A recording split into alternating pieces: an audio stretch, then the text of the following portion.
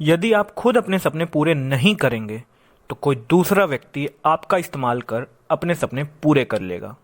ऐसा कहना है रिलायंस इंडस्ट्री की नींव रखने वाले भारत के सबसे पहले अमीर इंसान धीरज लाल हीराचंद अंबानी उर्फ धीरू भाई अंबानी का। धीरू भाई अंबानी की बात की जाए तो भारत के बहुत बड़े बिजनेसमैन, बहुत बड़े बिजनेस टाइकून, यूं कहा जाए तो जब भी भारत के सबसे अमीर इंसान की गिनती होती है ना, तो धीरू भाई अंबानी का नाम सबसे पहले आता है। Hello everyone, I am English पितामा और आज के इस वीडियो में हम जानेंगे रिलायंस इंडस्ट्री की सक्सेस स्टोरी, या फिर इसे सही मायने में कहा जाए तो धीरू भाई अंबानी का फर्श से अर्श तक का सफर आज हम इस छोटे से वीडियो के माध्यम से जानने की कोशिश करेंगे। और हम ये भी जानेंगे कि कैसे 500 रुपए लेकर आए हुए एक लड़के ने 75,000 करोड़ रुपए बनाए।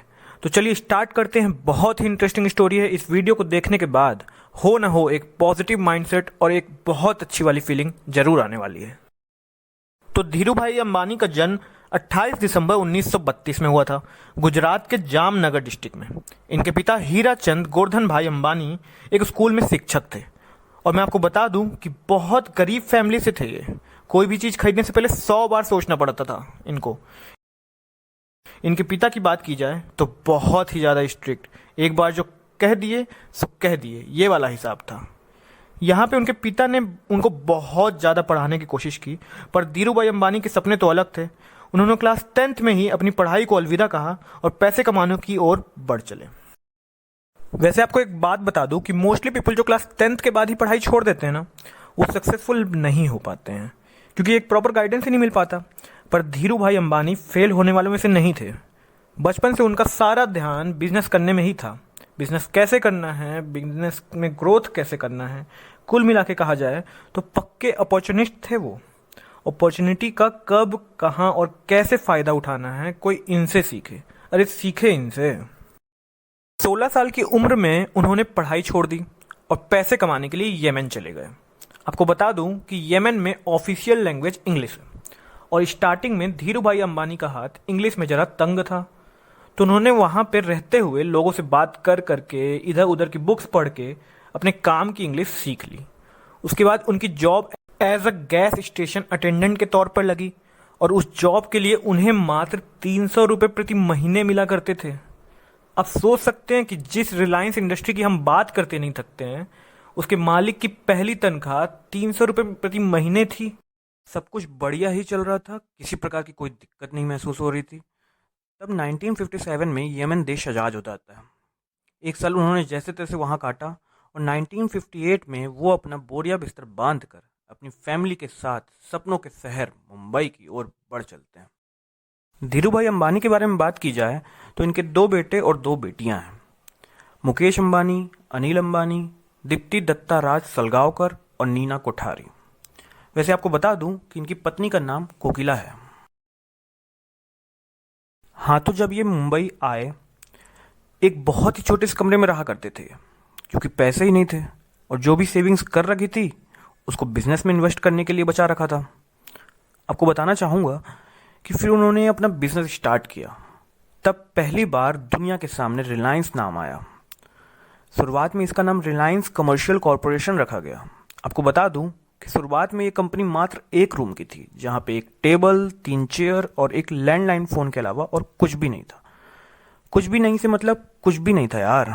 आपको ये बात जान के हैरानी भी होगी कि रिलायंस इंडस्ट्री के मालिक धीरू भाई अंबानी का प्रोफेशनल करियर पकौड़े के ठेले से शुरू हुआ था। मुंबई में आने के बाद वो अपने कजिन चंपकलाल दमानी के साथ मिलकर मसाले और टेक्सटाइल का बिजनेस शुरू करते हैं। सब कुछ बहुत बेहतर चल रहा था, किसी प्रकार की कोई समस्या नहीं थी।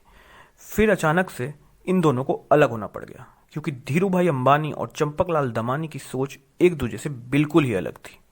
जहां धीरू भाई अंबानी का कहना था कि अगर आपको बिजनेस में पैसे कमाने हैं तो रिस्क लेना ही पड़ेगा। शायद इसी वजह से उनको बिजनेस वर्ल्ड की दुनिया में रिस्क टेकर के नाम से भी जाना जाता है। और चंपकलाल दमानी का कहना था कि रिस्क लेने की क्या जरूरत है, जो जैसा चल रहा है उसे वैसे चलने ही दिया जाए। इसी कारणवश इन दोनों की थिंकिंग अलग होने के कारण इनके रास्ते अलग हो गए। वो इंग्लिश में कहते हैं ना, the more risk you will take the more profit you will gain. इसलिए आज रिलायंस इंडस्ट्री के पास इतना पैसा है कि हम अंदाजा भी नहीं लगा सकते हैं।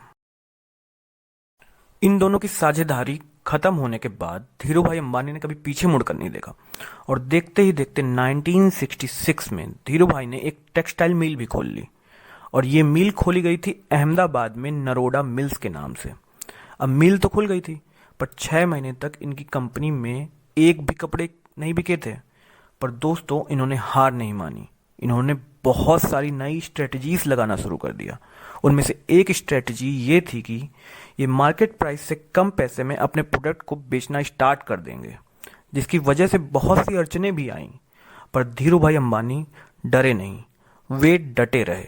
आपको बता दूं कि उन्होंने बहुत मेहनत की थी अपने बिजनेस को सेट करने के लिए। सुबह 4 बजे से रात 9 बजे तक काम किया करते थे वो। और देखते ही देखते दोस्तों, यहाँ पर रिकॉर्ड सेल्स नरोडा मिल्स ने हासिल की। उस साल 90 लाख का बिजनेस किया धीरू भाई की कंपनी ने और 13 लाख रुपए का प्रॉफिट भी कमाया। ये कोई आसान बात नहीं थी दोस्तों। उस समय 13 लाख रुपए बहुत ही बड़ी रकम हुआ करती थी भैया। और इसी दौरान रिलायंस कॉरपोरेशन ने पहली बार कदम रखा स्टॉक मार्केट की दुनिया में। मतलब अपने सारे शेयर्स को बेचना शुरू कर दिया और एक के बाद एक धड़ल्ले से उनके शेयर्स बिकने भी लगे। तो यहाँ पे हमने जाना कि रिलायंस इंडस्ट्री पब्लिक हो गई यहाँ पे और बहुत मात्रा में इन्वेस्टर्स भी आने लगे। उसके बाद रिलायंस इंडस्ट्री ने ग्रोथ कर लिया और देखते ही देखते उन्होंने समय के साथ चलते हुए टेलीकॉम, एनर्जी, पेट्रोलियम और इलेक्ट्रिसिटी के क्षेत्र में भी अपना वर्चस्व कायम कर लिया। आप उनकी सक्सेस का अनुमान इस बात से भी लगा सकते हैं कि आज रिलायंस इंडस्ट्री में 1 लाख से भी ज़्यादा एम्प्लॉय काम कर रहे हैं। और 6 जुलाई 2002 को वो काली रात आई जब धीरू भाई अंबानी ने इस दुनिया को अलविदा कह दिया। पर उनके निश्चल स्वभाव की वजह से वो आज भी लोगों के हृदय में जीवित है।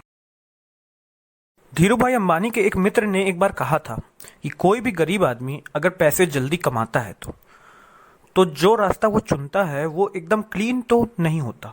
पर अगर कोई ये कहे कि धीरू भाई अंबानी ने सिर्फ ऐसा करके ही पैसे कमाए हैं तो वो सरासर गलत है।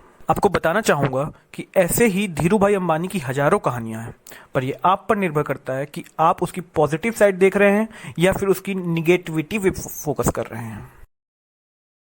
अगर आपको हमारी छोटी सी मेहनत इस वीडियो में पसंद आई हो तो इस चैनल को सब्सक्राइब जरूर करें, क्योंकि वो कहते हैं ना, सबका साथ सबका विकास। Thank you very much and stay safe.